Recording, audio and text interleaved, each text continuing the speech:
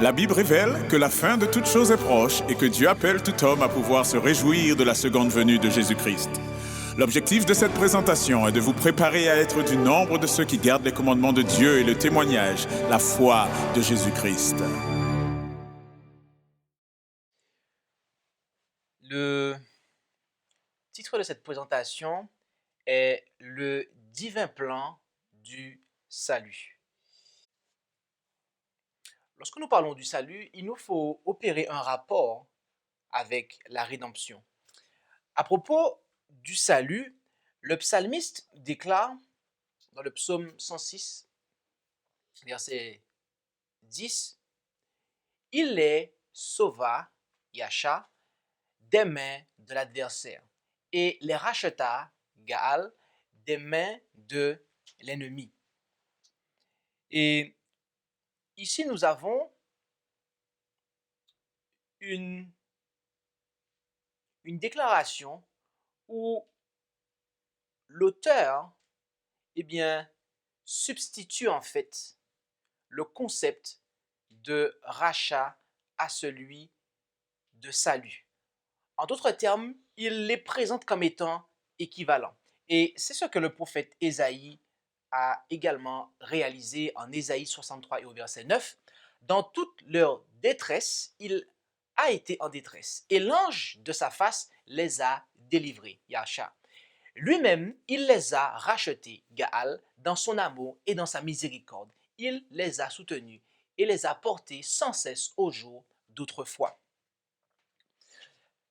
Dans la Bible, le terme racheter est généralement employé dans le sens 1 de rachat ou de rançon d'une propriété ou d'esclave. Deuxièmement, de libération de la servitude physique ou de la captivité. Et ces deux significations servent en fait d'illustration à la troisième définition ou le troisième sens dans lequel il est employé, c'est-à-dire la rédemption du péché et de la servitude spirituelle. Et c'est ce que le psalmiste déclara dans le psaume 130 et au verset 7 et 8. « Israël, attends-toi à l'Éternel, car la miséricorde est auprès de l'Éternel, et la rédemption se trouve en abondance auprès de lui. Et lui-même rachètera Israël de toutes ses iniquités. » Et l'apôtre Paul alla dans le même sens en Tite 2, versets 11 à 14, « Car la grâce de Dieu pour le salut, sostérios, de tous les hommes a été manifestée.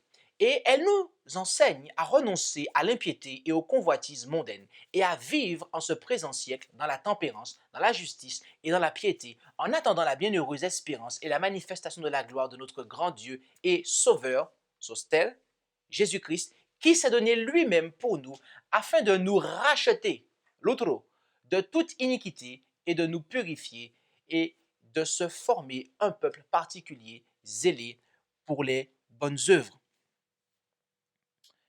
Ici, vous pouvez voir que le concept du salut, est rattaché du point de vue terminologique à celui du sauveur, d'accord?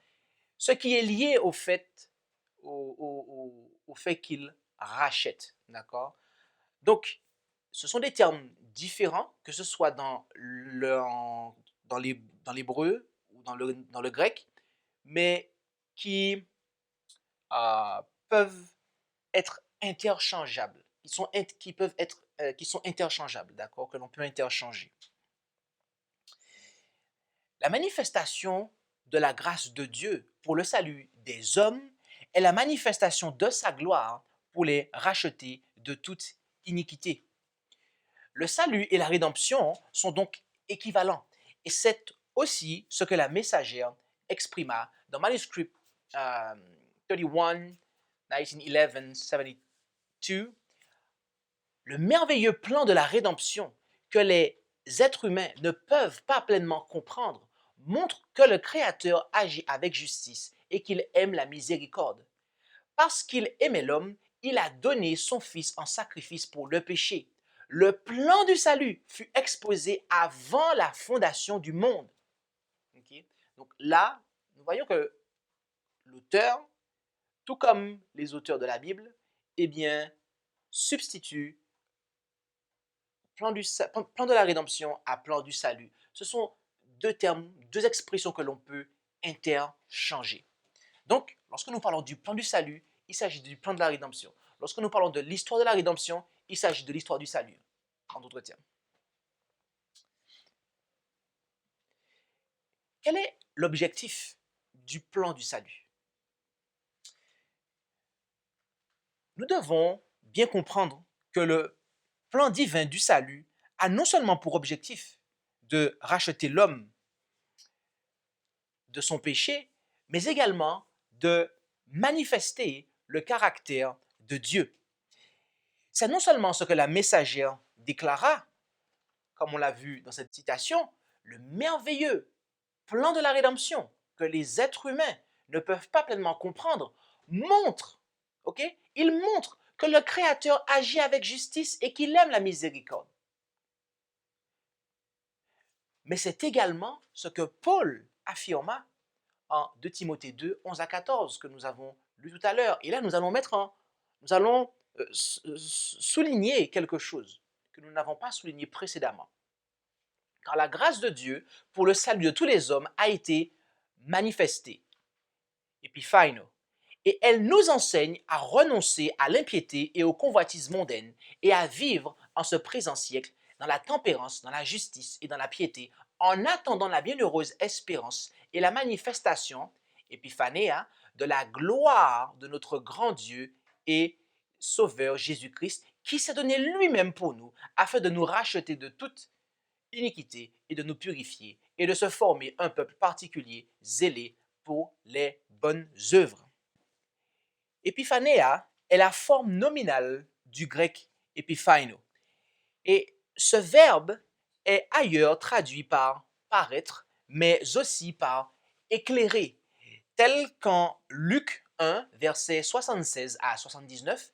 Et toi, petit enfant, tu seras appelé le prophète du Très-Haut, car tu marcheras devant la face du Seigneur pour préparer ses voies, afin de donner la connaissance du salut à son peuple, dans la rémission de leurs péchés, par les entrailles de la miséricorde de notre Dieu, par lesquelles le soleil levant nous a visités d'en haut, pour éclairer, epiphaino, ceux qui sont assis dans les ténèbres et dans l'ombre de la mort, et pour conduire nos pas dans le chemin de la paix. L'éclairage est nécessaire afin de chasser les ténèbres. Attendez une minute. Dieu est lumière et il n'y a point en lui de ténèbres, d'après ce que nous lisons en 1 Jean 1, verset 5. Alors, pourquoi faut-il que son caractère soit mis en lumière par la rédemption de l'homme? Serait-ce en raison du fait que l'on est tenté d'obscurcir son caractère? C'est en tout cas ce que dit la Bible en Genèse 3, et lisons là du verset 1 à 7.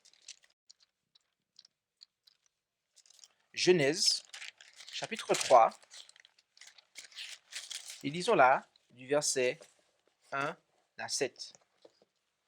Or le serpent était le plus fin de tous les animaux des champs que l'Éternel Dieu avait fait. Et il dit à la femme, quoi? Dieu aurait dit, vous ne mangerez point de tous les arbres du jardin? Et la femme répondit au serpent, nous mangeons du fruit des arbres du jardin. Mais quant au fruit de l'arbre qui est au milieu du jardin, Dieu a dit, vous n'en mangerez point, et vous n'y toucherez point, de peur que vous ne mouriez. Alors le serpent dit à la femme, vous ne mourrez nullement, mais Dieu sait qu'au jour où vous en mangerez, vos yeux s'ouvriront et vous serez comme des dieux, connaissant le bien et le mal.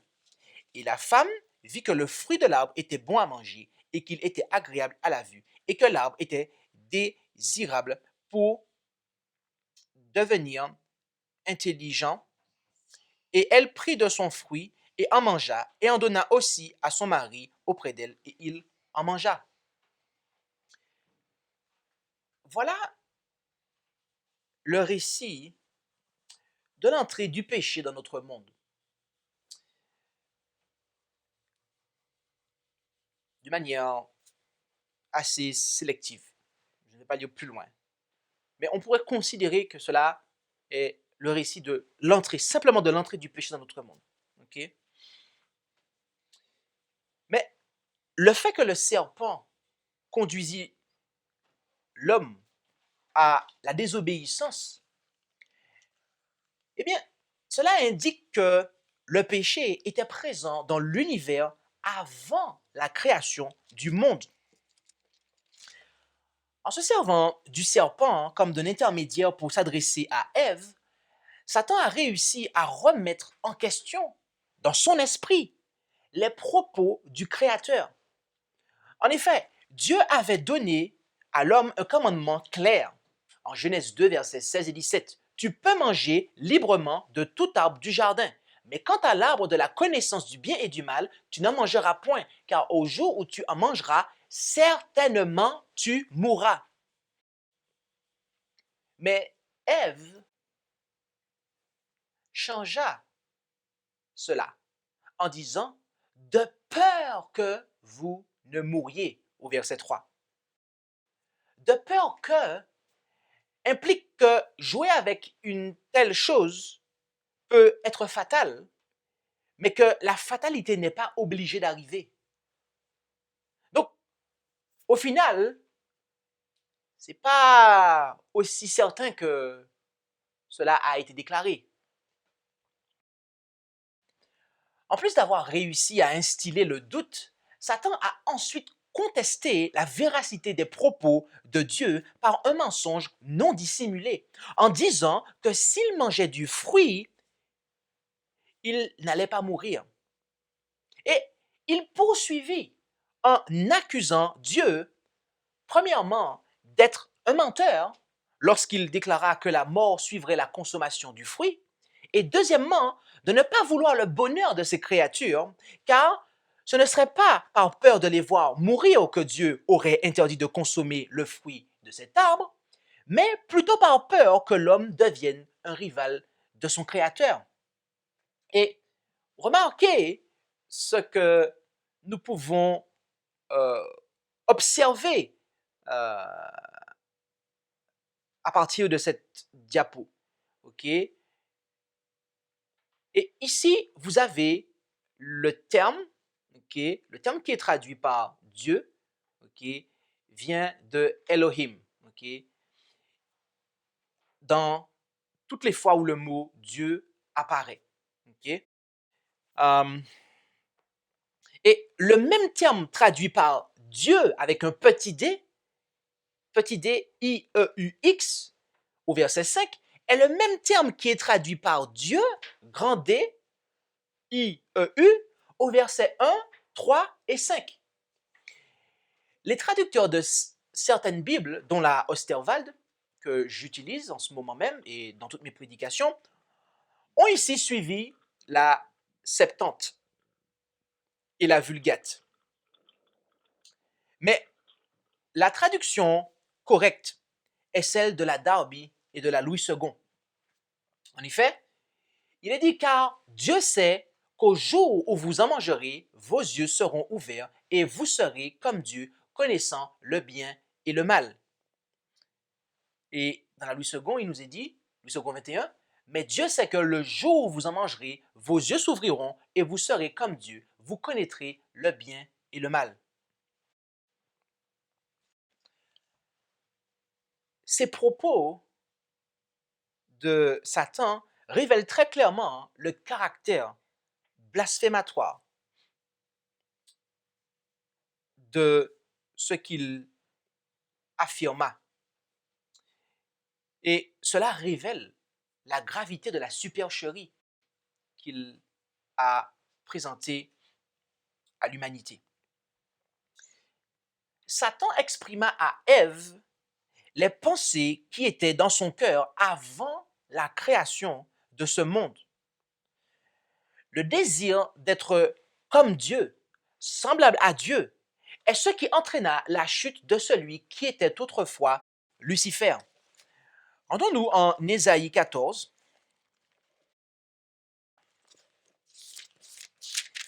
Ésaïe, chapitre 14, et considérons là le verset, du verset 12 au verset 14.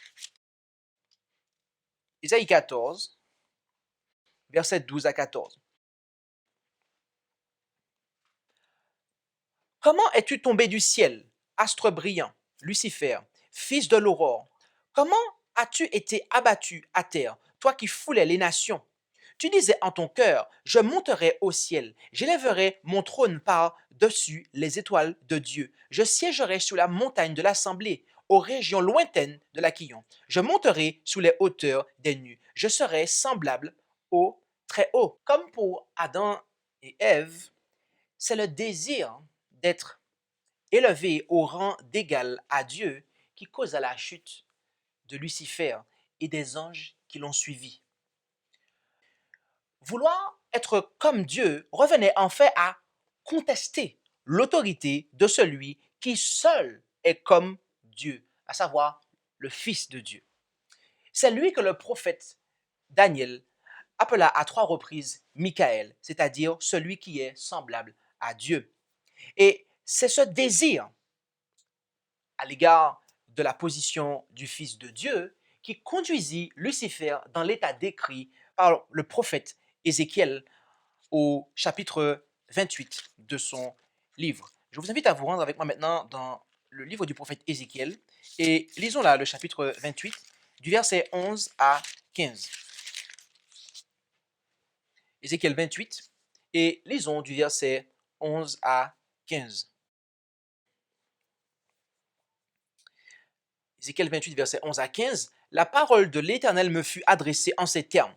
Fils de l'homme, prononce une complète sur le roi de Tyr et dis-lui, ainsi a dit le Seigneur l'Éternel. Tu étais le couronnement de l'édifice, plein de sagesse, parfait en beauté. Tu te trouvais dans l'Éden, le jardin de Dieu. Tu étais couvert de pierres précieuses de toutes sortes, la sardoine, la topaze, la chalcédoine, le chrysolite, l'onyx, le jaspe, le saphir, l'escarboucle, l'émeraude et l'or. Les tambours et les flûtes étaient à ton service, préparés pour le jour où tu fus créé. Je t'avais établi comme chérubin protecteur aux ailes déployées. Tu étais sur la sainte montagne de Dieu. Tu marchais au milieu des pierres de feu. Tu fus intègre dans tes voies depuis le jour où tu fus créé jusqu'à ce que l'iniquité ait été trouvée en toi. Le roi de Tyr n'était pas encore vivant à l'époque où le jardin d'Éden était sur terre. Ces paroles ne peuvent donc que se référer à Lucifer avant la création du monde, et ce même dès la fondation et avant la fondation de ce monde. Lucifer était un chérubin protecteur, d'après ce que nous apprend le prophète Ézéchiel. Exode 25, versets 18 à 22, nous dit qu'il y avait 2 chérubins sur le propitiatoire de l'arche de l'alliance terrestre, laquelle contenait les 10 commandements. Le sanctuaire terrestre étant l'image du céleste, il s'ensuit que Lucifer était en réalité un protecteur de la loi qui est le fondement du trône de Dieu. Mes amis, lorsqu'un policier est destitué, c'est généralement parce qu'il a violé ce qu'il était censé faire respecter, à savoir la loi. Ainsi, Satan fut chassé du ciel parce qu'il avait violé la loi qu'il était censé protéger. Le moment où l'iniquité fut trouvée en lui correspond donc au moment où il cessa de protéger la loi de Dieu. Et j'aimerais que nous pensions à cela un instant. Le péché a pris naissance dans le ciel et non pas sur terre. Et très précisément dans le cœur dans le cœur d'un ange. Ok. Et voyez-vous, cela a de quoi être intéressant pour nous. Car il y a de ceux qui pensent que le péché n'est pas simplement la transgression de la loi, ok, mais va bien plus que cela.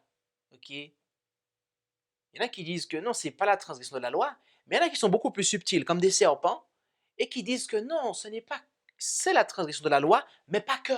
Ok. Cela s'étend à la nature humaine, la nature déchue. Ok. Et donc, le fait que nous naissions de l'humanité, nous devenons pécheurs. Mais mes amis,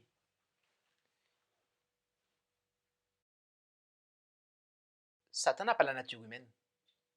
Lucifer n'a pas la nature humaine. Et pourtant, il a péché. D'accord? Ce que je veux dire par là, c'est que le fait que le péché ait pris naissance dans le ciel montre bien en fait que le péché est la transgression de la loi en fait. C'est ça la définition du péché, la seule définition du péché que nous apporte la Bible en fait.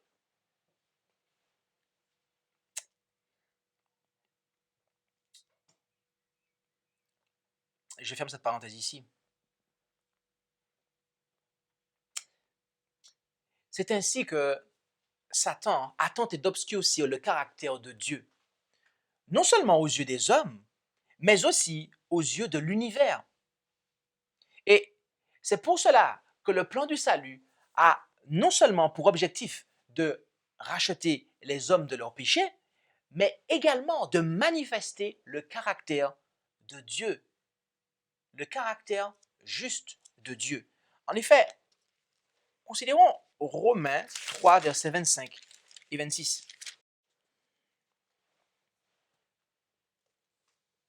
Romains 3, versets 25 et 26. Il est dit, et je rajoute Jésus, et là il est dit, que Dieu avait destiné à être une victime propitiatoire par la foi en son sang, afin de manifester sa justice par le pardon des péchés commis auparavant pendant les jours de la patience de Dieu, afin, dis-je, de faire paraître sa justice dans ce temps-ci, afin d'être reconnu juste et comme justifiant celui qui a la foi en Jésus. Donc, Dieu, en justifiant celui qui a la foi en Jésus, eh bien, est reconnu juste. Okay? Et c'est notamment afin d'être reconnu juste qu'il justifie celui qui a la foi en Jésus. Et l'inspiration va dans le même sens. Dans The Sign of the Time, le 13 février 1893, paragraphe 12, à travers le plan du salut, un objectif plus considérable que le salut de l'homme et la rédemption de la terre doit être atteint. Par la révélation du caractère de Dieu en Christ, la bienfaisance du gouvernement divin serait manifestée devant l'univers. L'accusation de Satan serait réfutée, la nature et les conséquences du péché seraient rendues claires et la perpétuité de la loi serait pleinement démontrée. Et il en est de même dans l'ouvrage Jésus-Christ à la page 770, paragraphe 1. Il n'en sera plus ainsi quand le grand conflit sera terminé. Le plan de la rédemption étant alors pleinement réalisé, le caractère de Dieu sera manifesté aux yeux de toutes les intelligences créées. On verra que les préceptes de sa loi sont parfaits et immuables. Le péché aura révélé sa nature, Satan son caractère. L'extermination du péché aura pour effet de justifier l'amour de Dieu et de réhabiliter devant un univers composé d'êtres qui, ayant sa loi dans leur cœur, trouveront leur délice à faire sa volonté.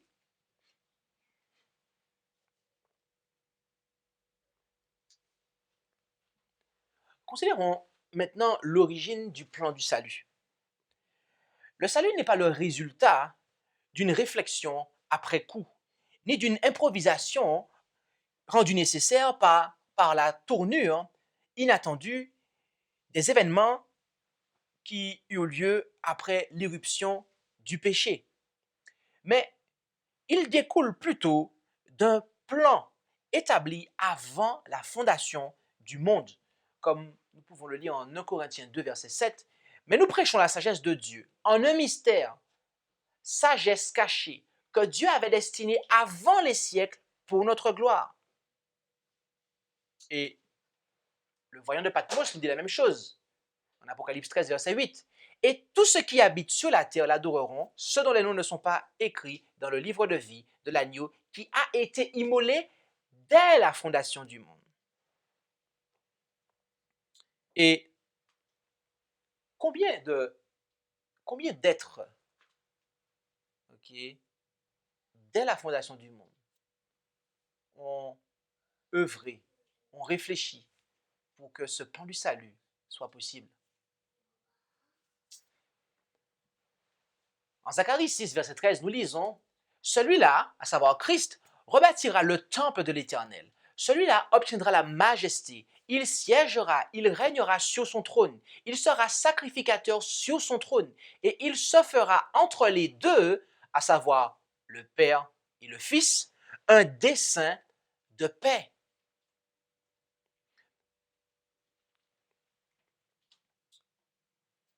Le plan du salut, mes amis, a été décidé entre Dieu, entre le seul vrai Dieu, l'être suprême de l'univers, le Très-Haut, et son Fils, Jésus-Christ. Et c'est ce que l'inspiration nous confirme, d'accord? Dans le ministère de la guérison, page 365, paragraphe 4, les anges eux-mêmes ne furent pas autorisés à assister au conseil du Père et du Fils pour élaborer le plan de la rédemption. Et dans Patriarche et Prophète, à la page 42, paragraphe 1, devant le Père, il, à savoir Jésus, plaida la cause du pécheur. Cependant, que là, mais du ciel attendait, dans une grande anxiété, le résultat de l'épreuve. Il dura longtemps, ce mystérieux colloque, ce conseil de paix.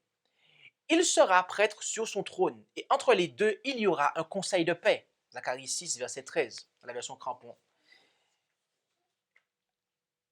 En faveur de l'homme, le plan du salut, qui prévoyait l'immolation de l'agneau sans défaut et sans tache, avait été formé avant la création du monde. 1 Pierre 1, 19 et 20 et Apocalypse 13, verset 8. Ainsi, il est manifeste que le plan du salut a été établi dès la fondation du monde par Dieu et par son Fils. Et c'est la raison pour laquelle Adam et Ève ne sont pas immédiatement morts après avoir désobéi. Considérons Genèse 3, versets 13 à 15.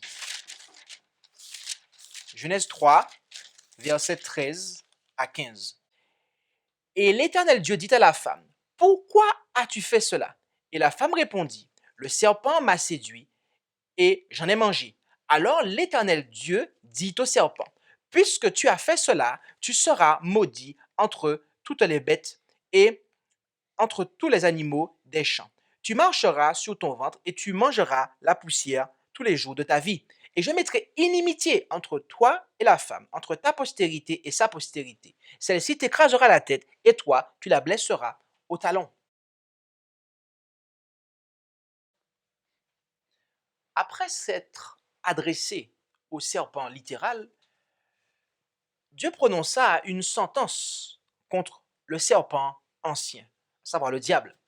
Et cette sentence, exprimée en un langage prophétique, est un condensé de la controverse entre Christ et Satan. Ce conflit commença au ciel, où Jésus a vaincu Satan. Apocalypse 12, versets 7 à 9. Alors il y eut un combat dans le ciel. Michel et ses anges combattaient contre le dragon, et le dragon combattait avec ses anges. Et ils ne furent pas les plus forts. Et leur place ne se trouva plus dans le ciel. Et le grand dragon, le serpent ancien, appelé le diable et Satan, celui qui séduit tout le monde, fut précipité sur la terre, et ses anges furent précipités avec lui. Et ce conflit se poursuivit sur terre, où Jésus a à nouveau vaincu le dragon. En effet, en Hébreux 2, verset 14, puisse donc que les enfants participent de la chair et du sang, il en a aussi de même participé, afin que par la mort, il détruisit celui qui avait la puissance de la mort, c'est-à-dire le diable. Et ce conflit s'achèvera complètement lors de la destruction de Satan à la fin du millénium. D'après ce que nous lisons en Apocalypse 20, verset 10, et le diable qui les séduisait fut jeté dans les temps de feu et de soufre, où sont la bête et le faux prophète, et ils seront tourmentés jour et nuit au siècle des siècles. Mais il faut savoir que malgré toutes ces victoires, Christ n'est pas sorti indemne de cette bataille. En effet, les marques des clous dans ses mains et ses pieds, ainsi que la cicatrice sur son côté, rappelleront à jamais le conflit acharné dans lequel le serpent ancien a meurtri la postérité de la femme. En Jean 20, verset 25, nous lisons, les autres disciples lui disent donc, nous avons vu le Seigneur. Mais il leur dit, si je ne vois la marque des clous dans ses mains, et si je ne mets mon doigt dans la marque des clous, et si je ne mets ma main dans son côté, je ne le croirai point. Okay? Donc, il y avait besoin de toucher pour ce disciple. Et voilà ce qui se dira dans l'éternité. Dans l'éternité, on a le témoignage de l'Écriture que, eh bien, que Christ va toujours avoir ces marques, okay, les marques de cette lutte cruelle avec le dragon. En Zacharie 13, verset 6, et quand on lui dira, qu'est-ce que ces blessures à tes mains? Il répondra, c'est dans la maison de mes amis qu'on me les a faites.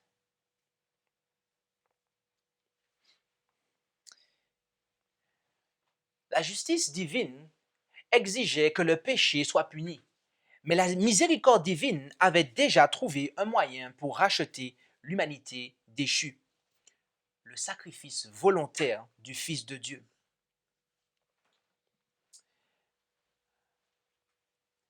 Dieu institua le rite des sacrifices pour aider l'homme à comprendre le prix qui allait être payé afin d'expier son péché. L'agneau sans défaut devait donner sa vie pour celle du pécheur et sa peau pour couvrir sa nudité, afin que l'homme puisse toujours se rappeler du Fils de Dieu, qui allait donner sa vie pour expier les péchés de l'homme et dont la justice seule suffirait à couvrir sa nudité. Et nous pouvons, voyez-vous, à travers le sanctuaire, eh bien, marcher avec Jésus. Nous pouvons marcher avec Jésus dans le sanctuaire. Okay? Il y a ce que Jésus est pour nous et il y a ce que nous devons expérimenter à travers la marche du sanctuaire. Okay? Christ, dans le parvis, est l'agneau de Dieu. Ensuite, dans le lieu saint, il est sacrificateur. Okay? Et du moment, effectivement, qu'il entre dans le ciel, il est très précisément souverain sacrificateur. Mais la raison pour laquelle je mets sacrificateur ici, c'est parce que dans le lieu très saint, il endosse encore une fonction particulière qui est celle de juge. D'accord? Il devient juge. Quant à nous, eh bien, ce que le parvis présente a trait à notre justification. Ce qu'il y a dans le lieu saint, cela concerne notre sanctification. Et dans le lieu très saint, eh bien, il s'agit de notre perfection, la perfection de l'homme. Okay? Et nous voyons que Christ a d'abord été notre sacrifice. Okay? Ensuite, il nous a purifiés. D'accord? il est aussi la vérité, d'accord? Ta parole est la vérité, est-il dit. Et il est aussi la lumière, d'accord? Il est pour nous la lumière. Et il est aussi celui qui intercède pour nous. Et il œuvre aussi pour le jugement, d'accord? Jugement qui, je le dis rapidement ici, est accompagné et ne va pas sans l'œuvre d'expiation, d'accord? Euh, Jugement et expiation sont pile et face dans le lieu très saint du sanctuaire, ok? Il n'y a pas de jugement sans expiation, pas d'expiation sans jugement, ok? Pour nous, eh bien, lorsque nous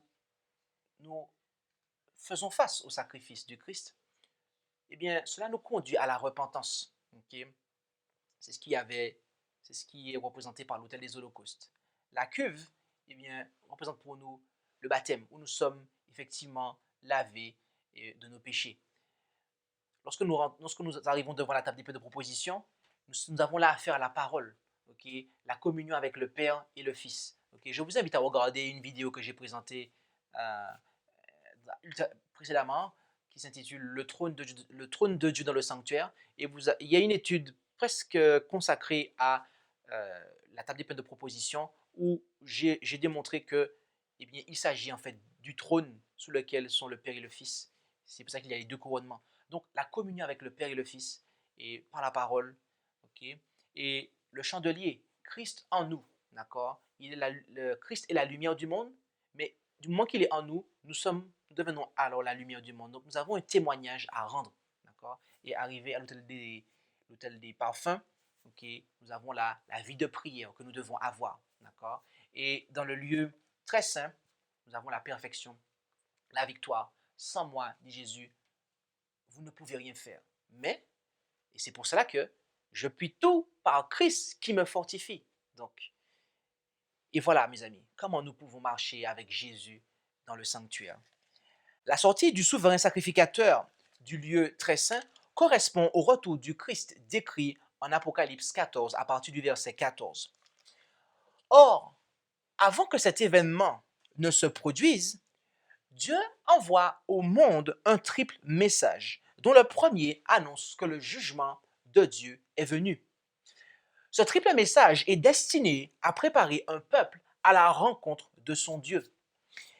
Les hommes qui n'auront pas suivi Jésus à travers le sanctuaire auront alors une expérience similaire à celle décrite en Ézéchiel, chapitre 18, versets 25 et 29.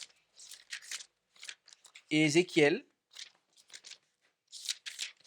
chapitre 18, versets 25 et 29.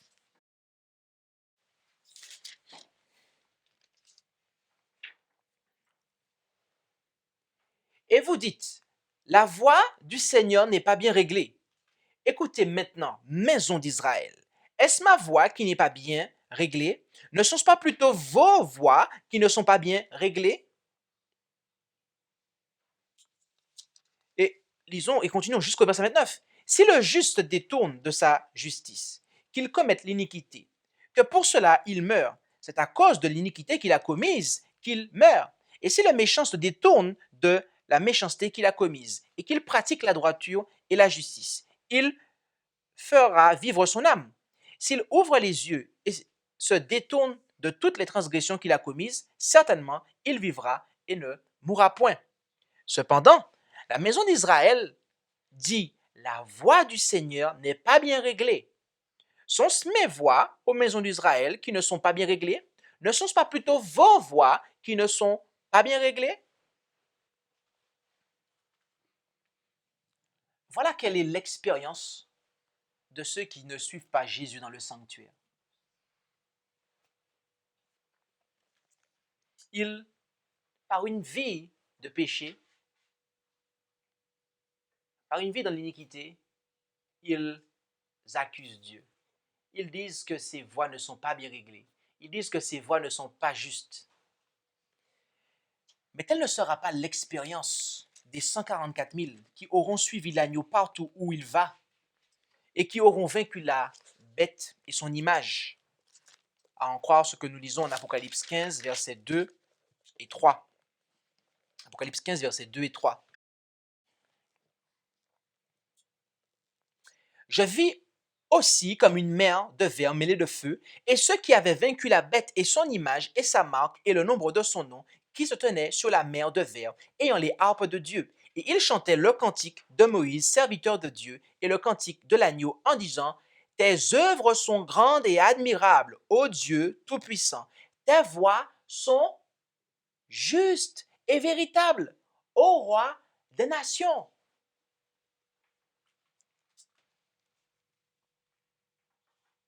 Là, nous avons effectivement deux catégories en fait. On a un Israël qui ne suit pas Jésus dans le sanctuaire. Et ça, c'est en Ézéchiel, mais en Apocalypse, on a l'Israël de Dieu, ok, le véritable Israël, qui lui suit Jésus. Et qu'est-ce que cela a pour résultat? L'opposé de l'Israël qui ne suit pas Jésus dans le sanctuaire. Ok, à savoir qu'il justifie les voies de Dieu. Tandis que l'Israël qui ne suit pas, ils suivent l'ennemi de nos âmes dans son attitude qu'il avait aussi dans le ciel. Ainsi, les 144 000 auront une expérience dans la justice qui leur permettra de justifier les voies du roi des nations, des accusations que Lucifer, l'ancien chérubin protecteur, porta contre la loi de Dieu. Et il nous faut noter que ce qui viendra parfaire la justification du caractère de Dieu sera que Satan lui-même, et ce avant sa destruction, reconnaîtra que les voies de Dieu auront été justes. En effet, en Philippiens 2, versets 9 et 10, Philippiens 2, versets 9 et 10, nous lisons là, en Philippiens 2, versets 9 et 10, c'est pourquoi aussi Dieu l'a souverainement élevé et lui a donné un nom qui est au-dessus de tout nom, afin qu'au nom de Jésus, tout ce qui est dans les cieux et sur la terre et sous la terre fléchisse le genou.